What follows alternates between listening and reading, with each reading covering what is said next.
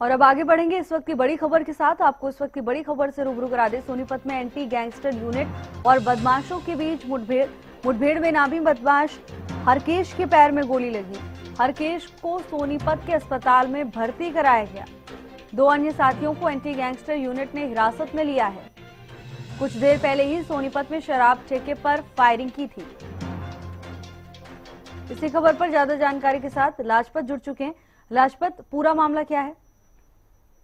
देखिए, अगर बात करें तो हरियाणा के मुख्यमंत्री नायब सैनी ने जब से घोषणा की है कि पुलिस को खुली छूट है, तो उसके बाद तो कहीं ना कहीं सोनीपत की पुलिस भी सक्रिय होती हुई नजर आई।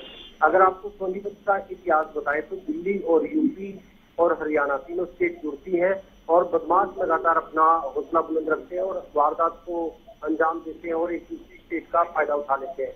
आज की ताजा बात करें तो जो ये बदमाश थे, बाइक पर तीनों सवार बताए गए और पहले इन्होंने एक ठेके पर फायरिंग की और इसके बाद पुलिस पहले से ही मुस्तैद थी और इनको कुछ ही दूरी जहाँ पर ठेके पर इन्होंने वारदात की थी उससे थोड़ी दूर ही थी और वहाँ पर जब जवाबी जो कार्रवाई की गई और इनसे रोकने का प्रयास किया तो इन्होंने फायरिंग कर दी और उस फायरिंग में जो है एक बदमाश, जो इनामी बदमाश था, उसके पैर में गोली लगी है और उसको हिरासत में ले लिया है। तीनों को हिरासत में लिया है पुलिस ने और बड़ी कामयाबी इसको कहा जा सकता है, क्योंकि आप समझ सकते हैं कि जब से सोनीपत में बदमाशी फैली है तो पुलिस के सामने सरदर्द बन चुकी है और अजय धनखड़ जो इसके यूनिट इंचार्ज है वो काफी सराहनीय काम करते हुए नजर आ रहे हैं। ऐसे में समझ सकते हैं कि जब से बदमाशों के पीछे जब से पुलिस लगती है और उनको आप समझ सकते हैं कि कुछ ही आधे घंटे के अंदर अंदर ये इनको बदमाशों को पकड़ लिया गया, तो काफी बड़ी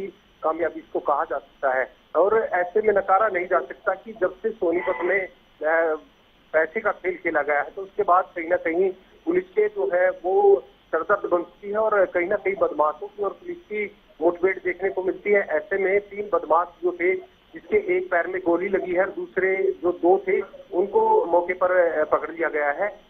जो कट्टा उसके हाथ में था एक के और उसमें कट्टे में ही गोली थी, जो देसी पिस्टल जिसको कहा जा सकता है। कट्टा नाम है उसका, लेकिन जिसके पैर में गोली लगी है बदमाश के, उसको सिविल हॉस्पिटल में ले जाया गया है और काफी बड़ी चेतावनी रहती है, क्योंकि तीनों स्टेट जुड़ती है तो आप लाजमी है कि बदमाश फायदा उठाते हैं। बड़े नेशनल हाईवे हैं, ऊपर उनका फायदा उठा लेते हैं और काफी बड़ी सरदर्द पुलिस के सामने बनी रहती है।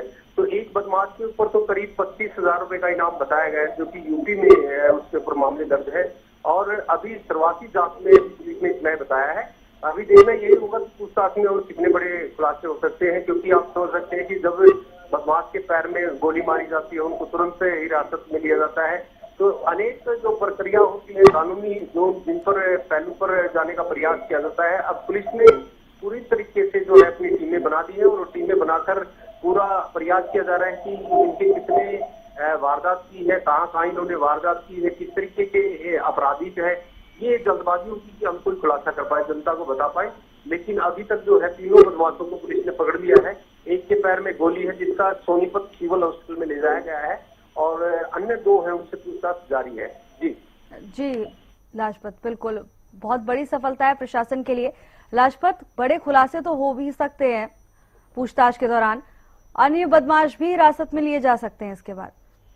जी बिल्कुल, देखिए जैसे मैं आपको बताया कि तीनों बदमाशों को जो पकड़ा गया है, जिसमें एक इनामी बदमाश है, तो कहा नहीं जा सकता कि बीती रात जो है अभी पुलिस के लिए सरदर्द बन चुकी थी। काफी ऐसी वारदातें होती हैं जिन पर जल्दबाजी होती है कि हम किसी जनता को बता पाए, लेकिन आज की जो बीती रात, जो रात बीतेगी, उसमें कोई बड़े खुलासे हो सकते हैं, क्योंकि रात को पुलिस से पूछताछ करती है और भी इसमें बदमाश पकड़े जा सकते हैं, क्योंकि इनामी जो बदमाश होता है जिस पर पुलिस का इनाम होता है, तो आप मान सकते हैं कि उतना बड़ा बदमाश हो सकता है। लेकिन जब से सोनीपत में व्यापार, प्रॉपर्टी का खेल खेला जा रहा है और पैसे का उछाल किया जा रहा है और कहीं ना कहीं जो बदमाशों को लगता है कि सोनीपत में बहुत बड़ा पैसा है, तो उसको लेकर कहीं ना कहीं बदमाशों के हौसले बुलंद रहते हैं। तो यहाँ कहीं ना कहीं सोनीपत का जो व्यापारी है या आम आदमी है, उसके अंदर एक डर बना रहता है, दहशत बनी रहती है। तो सरकार के सामने भी बड़ी चुनौती रहती है, पुलिस के सामने भी बड़ी चुनौती रहती है। तो ऐसे में आप समझ सकते हैं कि कहीं ना कहीं चेतावनी रहती है और सरकार ये चाहती है कि आम आदमी जो है वो मुक्त जो बदमाशी से बेखौफ होकर जीना चाहती है, लेकिन पुलिस के सामने बड़ी चुनौती रहती है। आप समझ सकते हैं कि जब इतनी बड़ी कामयाबी मिलती है और हरियाणा के मुख्यमंत्री ने जब घोषणा की, कहा कि पुलिस के खुले हाथ है, तो आप समझ सकते हैं कि उसके बाद पुलिस के खुले हाथ होने के बाद अगर एक के बाद एक मुठभेड़ होती है और बदमाशों के ऊपर फायरिंग होती है, कहीं ना कहीं काफी बड़ी कामयाबी इसको कहा जाता है। जी लाजपत, बिल्कुल बहुत बड़ी सफलता। धन्यवाद आपका तमाम जानकारी के लिए।